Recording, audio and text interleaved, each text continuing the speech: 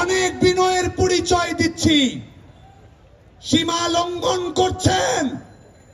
দেশরত্ন শেখ হাসিনাকে নিয়ে ন্যূনতম বক্তৃতা বিবৃতির কোন বিভ্রান্তিমূলক প্রচারণা হলে বাংলাদেশ ছাত্রলীগ শেষ থেকে ছাড়বে, শেষ থেকে ছাড়বে।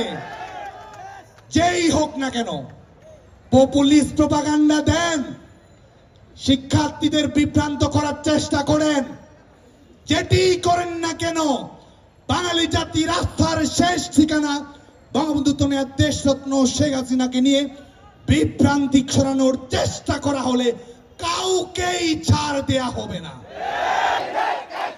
বাংলাদেশ ছাত্রলীগ, মোদের নেতা শেখ মুজিব, বাংলাদেশ ছাত্রলীগ, মোদের নেতা Sheikh Mujib, action to action, direct action, action প্রতিরোধের জন্য প্রস্তুত, কিন্তু বিচ্ছিন্নভাবে হামলা করবেন না। মাইক থেকেই যখন ঘোষণা আসবে তখনই প্রতিরোধ তৈরি করবেন। আমরা কথা দিচ্ছি, আমরা হলে সবার আগে মাইক থেকে ঘোষণা আমরা দিব। তার জন্য অপেক্ষা করবেন এবং সুসংগঠিতভাবে আমাদের এই মিছিলটি অনুষ্ঠিত হবে। আমরা কিছু কথা বলতে চাই। আমরা কোটা সংস্কারের জন্য আন্দোলন করছি। গত 1 জুলাই থেকে আমরা টানা আন্দোলনে আছি। আমরা বারবার সরকারের দৃষ্টি আকর্ষণ করেছি যে কোটা সংস্কার একটা শিক্ষার্থীদের যৌক্তিক দাবি, ন্যায্য দাবি, এটি যাতে অচিরেই দাবি পূরণ করে নেওয়া হয়।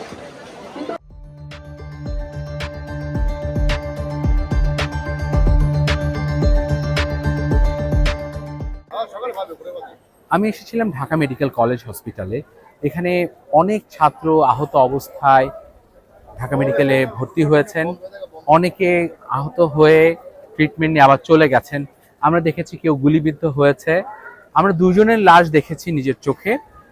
একজনের মাথায় আঘাত ছিল, আর একজন আঘাতটা বোঝা যাচ্ছে না, তবে বেশ ভালো মতো রক্তে তার শরীরের বিভিন্ন জায়গাতে রক্ত ছিল। আর আরো আহত মানুষকে আমরা দেখেছি, সেই আহত যারা ঢাকা মেডিকেল এমার্জেন্সি থেকে ট্রিটমেন্ট নিচ্ছে। কিন্তু এই পরিস্থিতিটা ঠিক ভিন্ন, মানে যারা এখানে আসছে তাদের জন্য বেশ গুরুতর আহত অবস্থায় তারা আসছে, কারণ এখানে অনেক রিকশাওয়ালা নিয়ে আসছেন, পথচারী তাদেরকে টেনে নিয়ে আসছেন। এবং আমরা যে দুজনের লাশ দেখেছি তাদের ইমিডিয়েট পরিচয় আমরা পাইনি। আমরা জানি না ঠিক কি পরিস্থিতিতে তারা মারা গিয়েছে।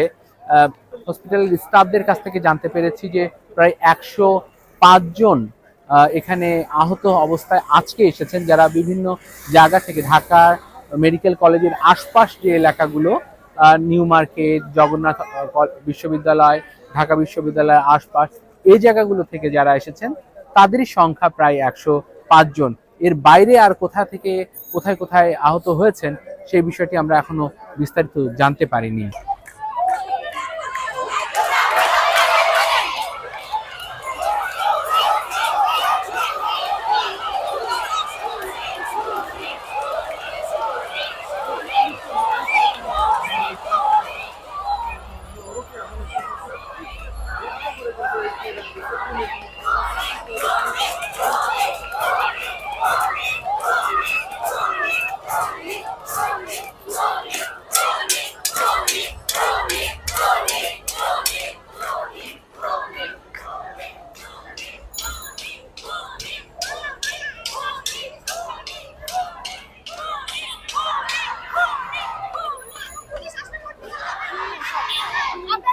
ঢাকার খুবই গুরুত্বপূর্ণ যে সড়ক, যেটা হানিফ ফ্লাইওভারকে কানেক্ট করেছে, আপনারা দেখতে পাচ্ছেন সেই রাস্তাটি একদম ব্লক করে দেওয়া হয়েছে এবং সেই রাস্তাটির সামনে আগুন জ্বালিয়ে ছাত্ররা প্রতিবাদ করছে।